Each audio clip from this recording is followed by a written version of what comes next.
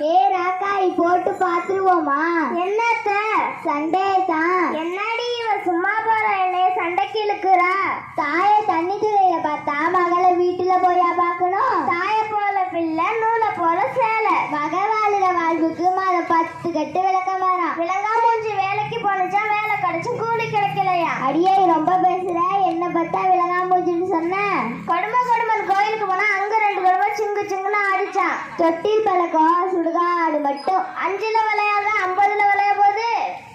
வழியில போற ஓனால பிடிச்சு மடியில விட்ட கதையால இருக்குது. வலிய கொடையில எடுத்து காலில் போட்டு குத்துது கொடையுதுன்னு சொல்ற மாதிரி.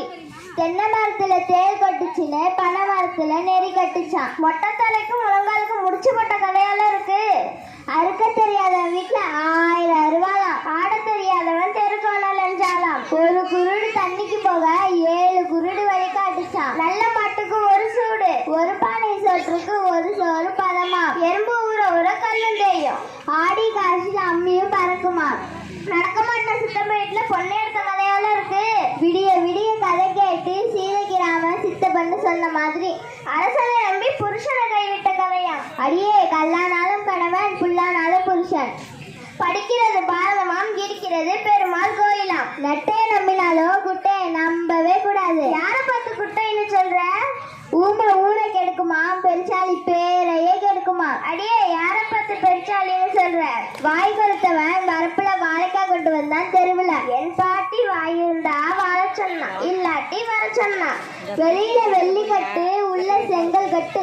ஒய்யார கொண்டையில தாழம்பூவா முள்ள இருக்கிற பேனும் ஈராம். முள்ளா தாண்டி எடுக்கணும். ஆடுற மாட்டை ஆடி கறக்கணும், பாடுற மாட்டை பாடி கறக்கணும். புளிக்கு பிறந்தது பூனை ஆகுமா? அடியே ஆடி 8 அடி பஞ்சா குட்டி 16 அடி பாய். தெரியாதா உனக்கு? பேராசை பெருநஷ்டம். அளவுக்கு மிஞ்சினால் அமிர்தம் நஞ்சும். பிள்ளைய பெரு முன்னாடி பேரு வச்ச கதையால இருக்குது.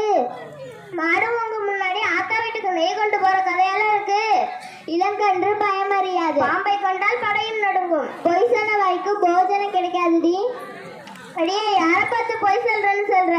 அக்கா, நம்ம போற சண்டையை பார்த்து இந்த ஊரே சிரிக்குது. ஆனா நாம போற சண்டை அர்த்தம் உள்ளதுன்னு அவங்களுக்கும் தெரியும். தினமும் காலையில பேயல்ல பொய் சொல்லக்கூடாது என்று நம்மை உண்மை பேசும் மாணவர்களாக வளர்க்க HM டீச்சர் சொல்ற பழமொழி தான் இது. பொய் சொன்ன வாய்க்கு போஜனம் கிடைக்காது என்ற பழமொழி. ஆமா பொய் வாழ விடாது, உண்மை சாக விடாது. தெரியாதா உனக்கு?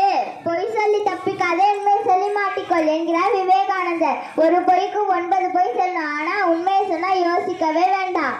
சரி நம் முன்னோர்கள் சொல்லி வச்ச பழமொழி எல்லாம் சரியான வாழ்க்கை பாதையை கொடுக்கும் முதுமொழிகள்.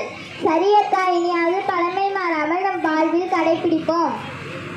வாய்மையே பலம். வாய்மையே